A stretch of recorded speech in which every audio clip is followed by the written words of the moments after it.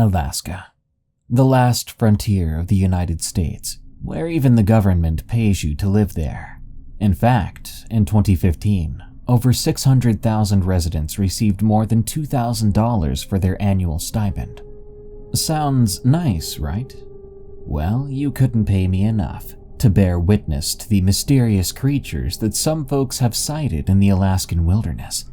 I hope you have a really warm jacket. This episode will give you chills. Enjoy these allegedly true scary stories about horrifying creatures found in Alaska. To have your story narrated, share it with us at darkstories.org. I'd love to hear your scariest workplace experiences, as well as creepy stories from Yosemite National Park. Catch this show and other creepy podcasts at eeriecast.com. Now, let's begin. Alaskan Cryptid Encounter from Christopher Z. I'm from Anchorage, Alaska. Let me start out with I'm an avid hiker and love the outdoors. Me and some friends, Cassie, Ben, and Kiera, were going hiking one day in the summer of 2020. We were up in a place called Crow Pass, a trail that leads from Eagle River to Girdwood, Alaska. It's about a 20-mile hike, and at the pace we were going, we were planning on camping one night and continuing the next day. We began our hike and had a friend set up to pick us up in Girdwood. Upon entering the woodlands, we were greeted by amazing scenery and sunshine. We hiked for about 2 hours, and then we took a break, opening up some snacks, sitting around to relax and eat. A couple of hikers came around and we talked for a while. We learned they were visiting from out of state. Eventually, they ended up leaving us, and bringing up our encounter with the couple will be important later. We started hiking again soon after they left, and we hiked about 8 or so miles. We stopped then to make camp, cooking up some hot dogs and s'mores, talking about stuff in the past.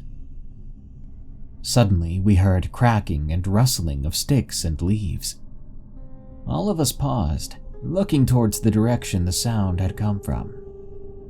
But we couldn't see much. We were dumb enough to dare each other to go closer to the noise to investigate. Cassie was chosen to go and look into the noises further. When she came back, she was white as snow. We asked her what happened and she just stayed silent.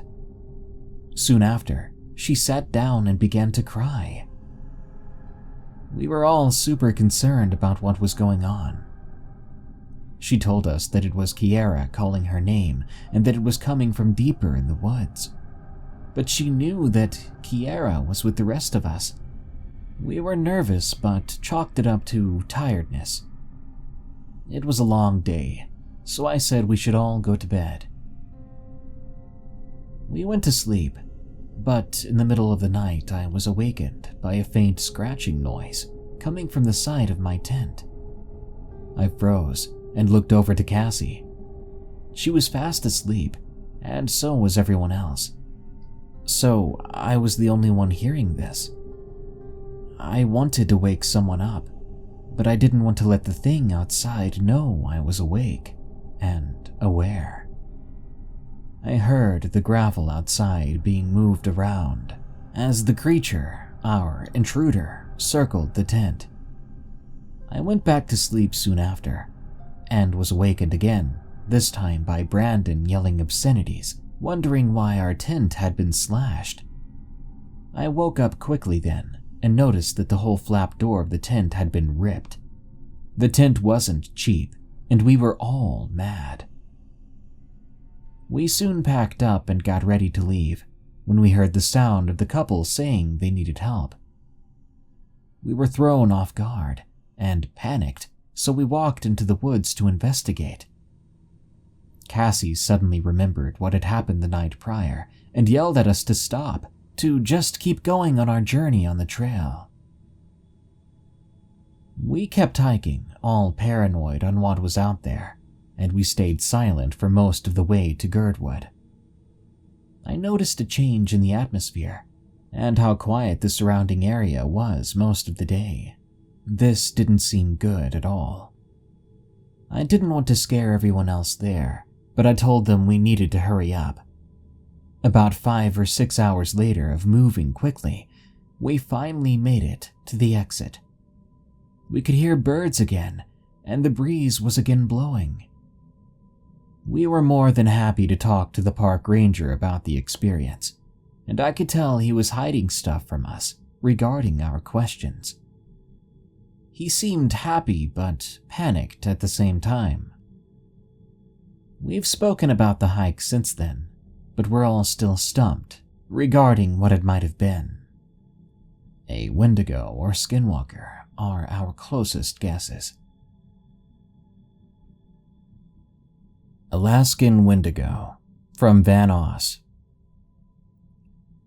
I was visiting my brother and his girlfriend, Brad and Mary respectively.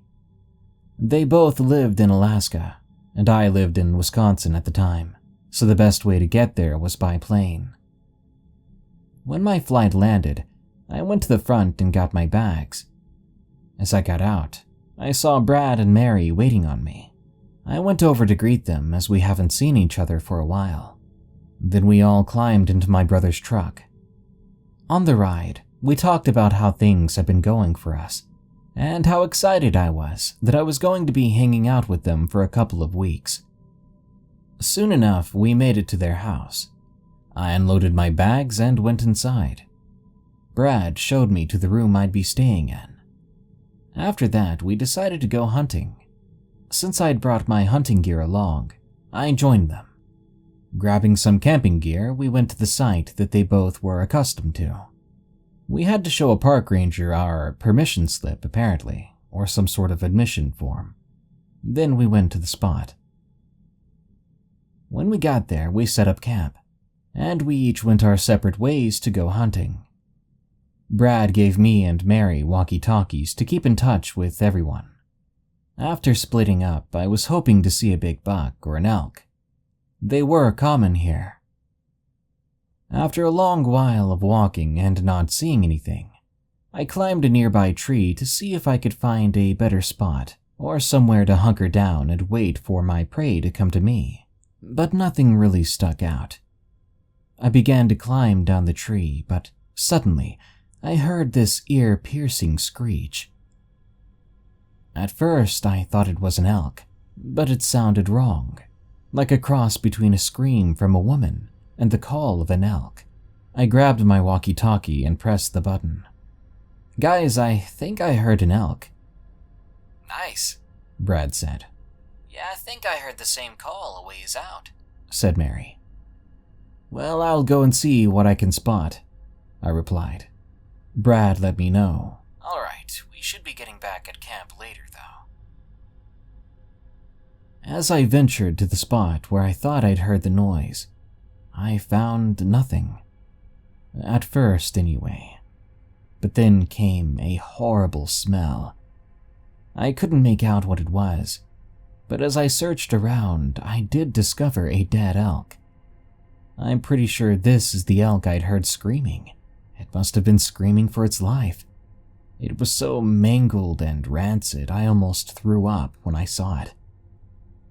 It looked like a bear attacked it at first, but I saw claw marks much bigger than what a bear would do. And when I saw how deep they went, I was beginning to feel freaked out. I started making my way back to camp, and as I walked, I felt as if I was being watched by something. I shrugged it off, thinking I was just getting paranoid. When I made it back to camp, Brad and Mary were there. "So, did you get your elk?" Brad asked. "I found one. It was dead already. If I had to guess, I'd say a bear killed it." "No worries. At least we brought some food along," Mary reminded us. "Hey, by the way, while I was walking back to camp, I felt as if I was being watched.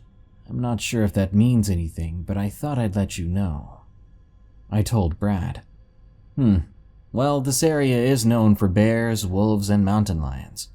Could be any of those," Brad answered. When he said that, it made my heart jump. But we had a fire going, so we didn't need to worry about them getting too close to the campsite. It was getting late and the sky was turning that beautiful orange. We roasted up some marshmallows, and when we finished eating, we told some scary stories. Before getting too creeped out, though, we moved on to discussing how our lives had been going. As the night wore on, we stopped talking, kinda just sitting there and listening to nature. That's why it was so easy to notice that the critters just went silent. Brad must have noticed I looked concerned. "Bro, what is it?" he asked. I shushed him. The two of them also noticed how quiet it was. As far as I know, when the woods go quiet, it typically means there's a large predator around. Whether that's a bear or mountain lion or something else. After a few minutes of silence, we heard a deep, guttural voice of a man. Help me. Help me. We were all scared. Brad then called out, Hey, hello? Who's out there? What do you need help with? There was no response. After a moment, we began to hear footsteps going around our campsite. This was followed by some sort of growl. By then we knew that whatever that was, we didn't think it was a person, not a normal person anyway. We grabbed our firearms, and I fired a shot into the air. After that, it was silent again. Soon the footsteps came back. My brother whispered to the two of us, "Let's make a run for it back to the truck." We nodded in agreement. When Brad counted to 3, we all ran for it. While I ran, I could feel that something was chasing us, and it sounded like it was running on hands and feet. We finally got back to the truck. Getting back in, we locked all the doors and windows. When my brother started the truck, the headlights turned on, of course, but they instantly revealed a creature that will haunt us all forever.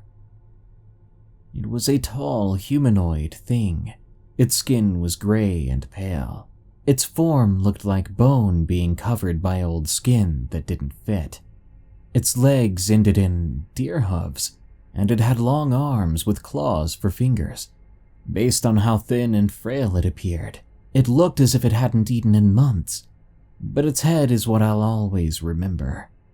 It was like a deer skull with antlers on top, and it had a long snout with sharpened teeth that were otherwise human-like and eyes that glowed red.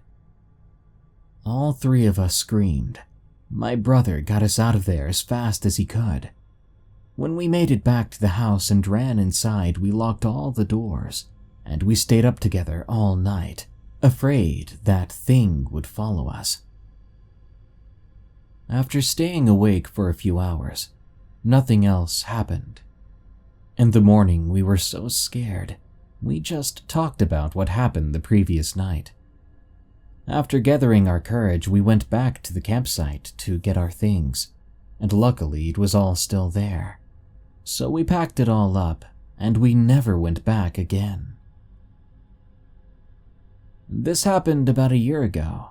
Brad and Mary still live in Alaska, but they've never seen that thing again.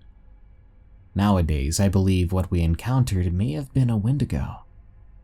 This creature has allegedly been seen in most parts of North America. People have gone missing in the woods, and unfortunately, sometimes only their bones are found by other campers and forest rangers, if any trace of them is found at all. I'm just happy we didn't become the Wendigo's next victims, and for those of you who live or want to go to Alaska, be aware of your surroundings and never follow the voices that come from the woods, because it could be a Wendigo luring you to its feeding grounds. So camp safely and take care.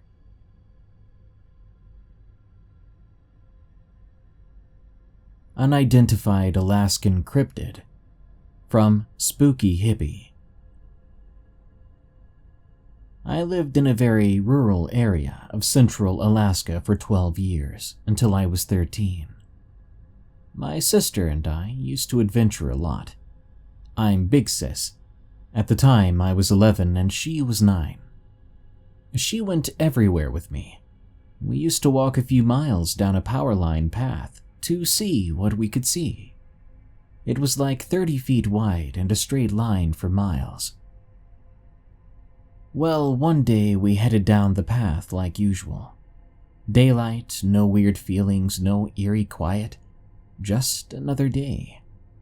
We get about 300 feet in, and one of the power poles shifts. We stop immediately. We watch it, and it moves again.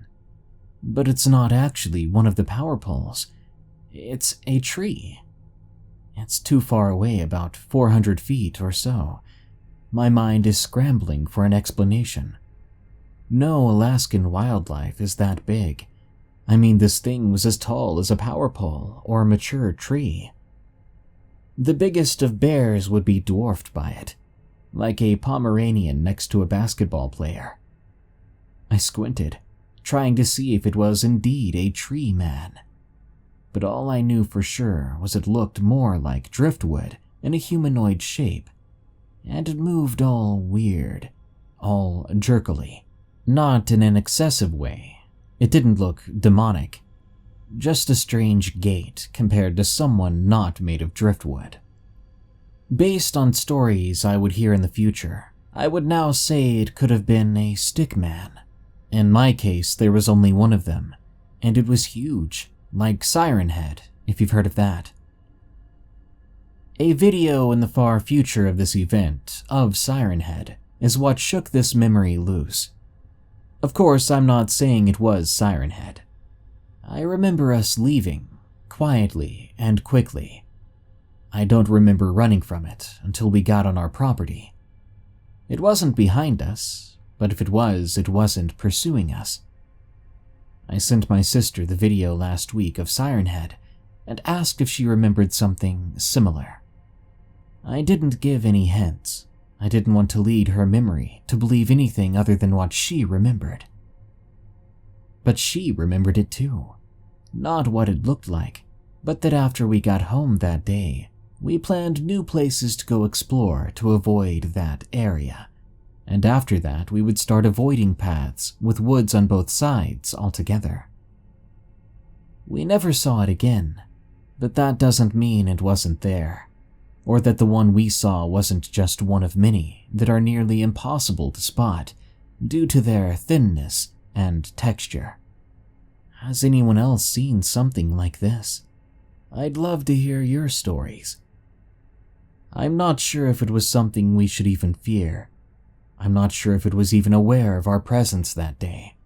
But I do know that my sister and I were horrified that it might see, hear, or sense us when we were looking at it. I mean, we were scared enough that we never went down that path again. But I don't know if it would have chased us or hurt us.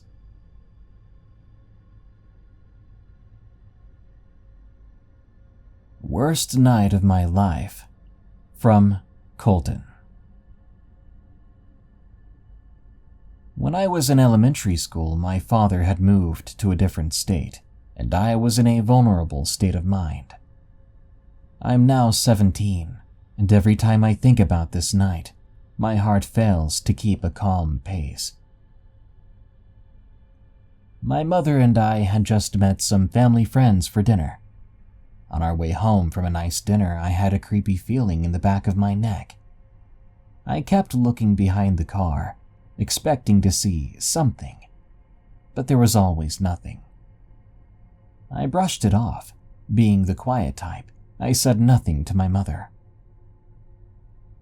As soon as I got home, I felt the worst fear of my life. I went and sat in my room trying to calm down while my mother went to use the bathroom. As I sat there, I heard a voice say to me, "You're not alone." The voice was calming, but as soon as it said that, I knew why I was so tense. The voice was right. I wasn't alone. Somebody, or more accurately, something, was in my house. I grabbed my small hatchet that I owned at the time and went to the bathroom door, shouting, "Mom, someone's in the house!" Immediately, she opened the door and looked me in the eye, then saw the axe. We continued to search the house and found nothing. We called our dinner friends and they came over. One of them believed themselves to be spiritually sensitive, as did I. We went to the basement, and at that point it was 11:30 at night. In the basement I was cold, colder than I've ever been in my life, and I live in Alaska. I'm telling you, I've never been that cold again. I couldn't move, and everybody else was fine. I said to them all, "I can't move." And they looked at me. The sensitive one of them said, "It has you." I just felt panic come over me, and at this point things got fuzzy. The sensitive one sat on the couch and said to me, "Leave this boy alone. Come unto me instead." Still unable to move, I felt a surge of cold in my legs, and I took 2 steps forward. Now understand that I hadn't been able to move myself. I'd been trying up to that point for a long time, and it was now 1:30 a.m. I'd taken the steps and was still cold. I looked to the sensitive one in fear and told them it wasn't me who took those steps. She once again said, "Come unto me, I demand it." I was then flushed with warmth and fell to my knees. She got sick, so sick that she nearly passed out and had a headache so bad she couldn't open her eyes. We went upstairs slowly and sat down on the living room couch. Everything was dark, but the lights were on. I begged them to call our church's pastor, and they refused. By then it was about 2:30 a.m. So instead we called my dad. He didn't answer, so we called my brother who lived with him. In a groggy voice he answered. Hello? I start fast. "Get the phone to Dad!" I yelled in a panic, and so he listened. What's wrong, buddy? My dad questioned. "I think there's something trying to possess me," I say into the phone. I heard the TV stop and my former stepmother said, What the heck? He gets on the phone again and says, Son, we're gonna pray. I told him that I wanted to as well, so we began a prayer. He prayed that the hand of God would come over our house and provide shelter as well as a legion of angels to come and fend off whatever was there. As soon as he had finished praying, the house lit up to a brightness I'd never seen. Then, hundreds of 3 to 4 foot tall, cloaked, black, shadowy things, screaming and howling, flooded out through the windows, and I just shut down. My dad stayed on the phone for a while longer to calm me and get everyone under control. We all went to bed shortly after, around 4 in the morning, and I'll never forget the terror and cold I felt that night.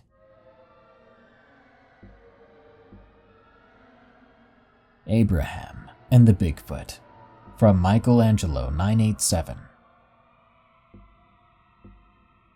There's a certain acquaintance that I recall talking to last fall. His name was Abraham, but he told me to simply call him Abe. I met him at the bar in my hometown. I was entertaining myself with the bar's TV and drinks as I was waiting for my turn at the billiard table, when Abe sat down next to me. Striving for confidence in just about everything I do, I engaged in conversation with this fellow.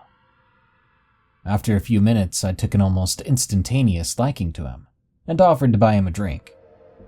He turned down the offer, saying, "Young man, you've no need to be wasting your money on an old fella like me." I insisted on it once more, and he responded with, Well, I don't suppose one drink'll be too much of a burden on you. Just one, though. I have no intentions of drying you out of your money. I do thank you kindly, son.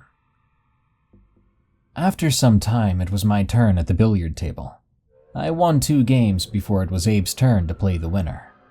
Now, I'm already pretty good at billiards, but Abe was better than I was at the time, so he was the winner at the table for a while, and I had to wait before we continued our conversation at the bar. We talked for a while, and I discovered that Abe was not only a good billiards player, but he was retired from a long profession in hunting. If you couldn't tell from the way he talked to me, he was an older man. So when he told me this, I correctly assumed that he had seen and done a lot of things. With drinks being consumed, we clumsily slipped onto the topic of the paranormal. During the conversation, he told me about a very impressive Bigfoot encounter. Mind you, I was decently smashed at the time, and if I drink, which is rare, it's going to be something strong. So if someone told me a story that I remember from when I'm good and smashed, it has to be a great story. I remember my twin brother picking me up because I was, once more, too smashed to drive. I woke up the next morning thinking about the story that Abe had told me, although due to my condition at the time, it was a very vague memory. So I made a priority to find him and talk to him when I wasn't messed up. With luck, I found him and asked him if he could tell me the story again. I, with his permission, recorded it on paper. I stumbled across it just recently and decided it would be in better use if it were shared around.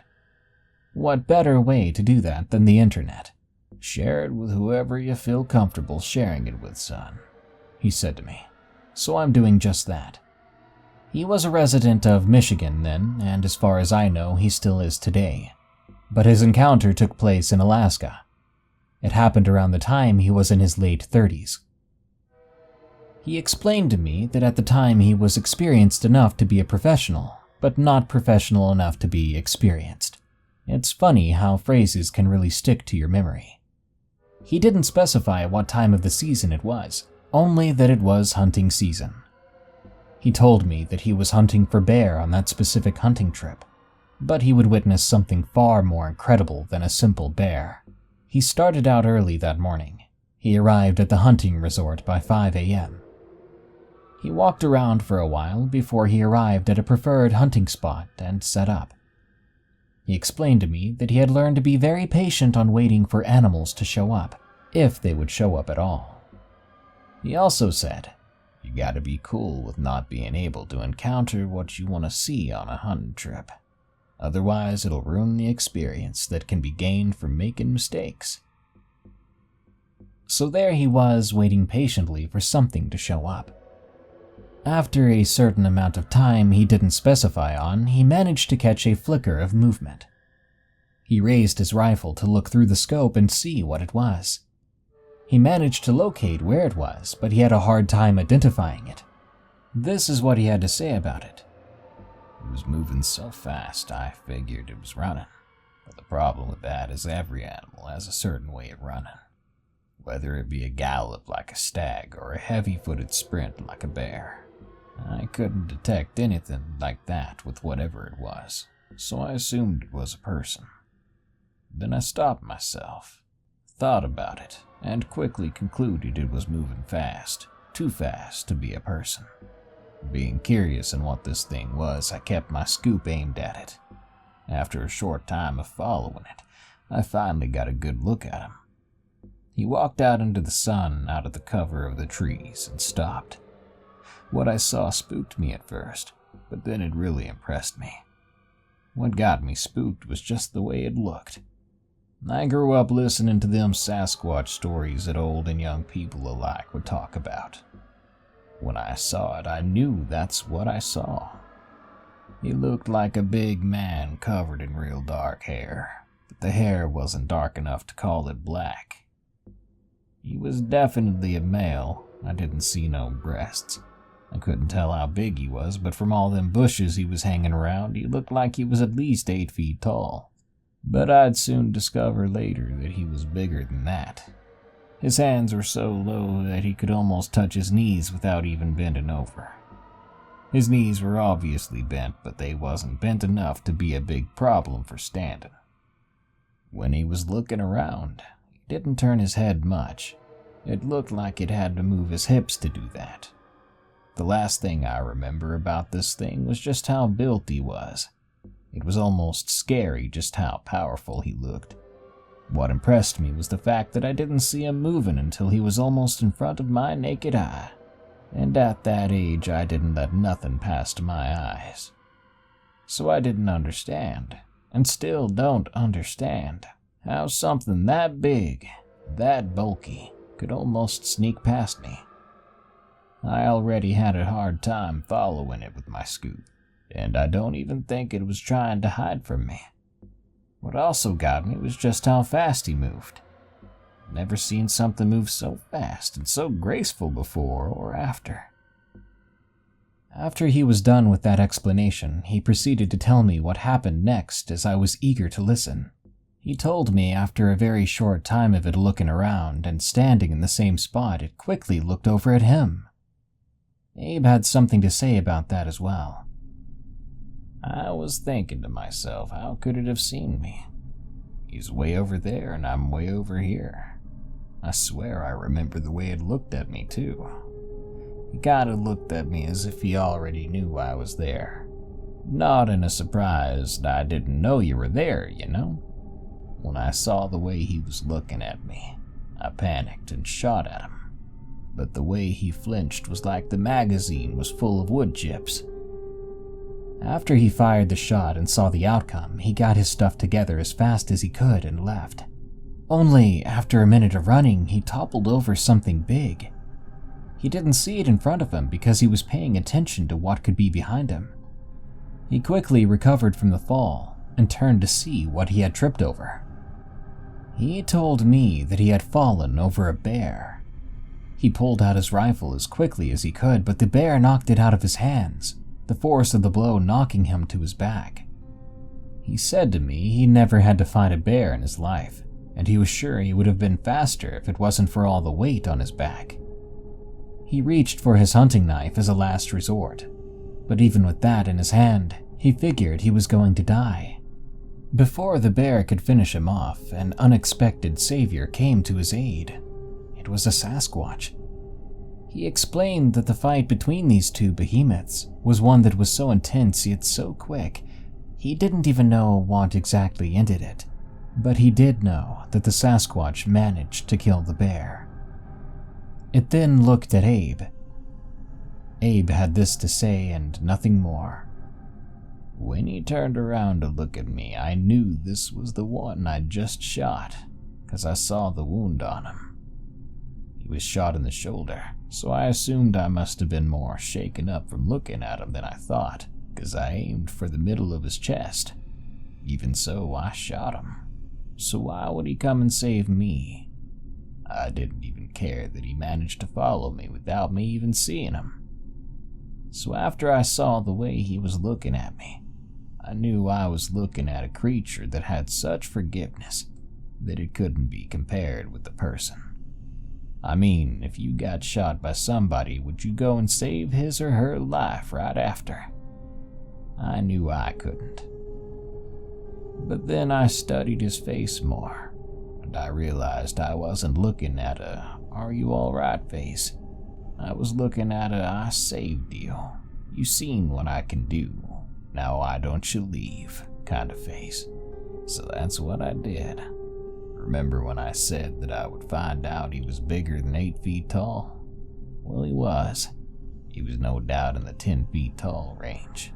So when I understood why he was looking at me, I got pretty scared. I grabbed my rifle off the ground and started walking away. When I turned around to look at him one last time, he was already gone, disappeared like a ghost. I could sling you a story that I went back there a few months or even years later and I saw him again, but I ain't no liar. I went back there many times and I haven't seen him. I eventually stopped looking for him. And that's what happened, son. After he told me the story, I thanked him for sharing and parted ways with him. After that day, I never saw him again.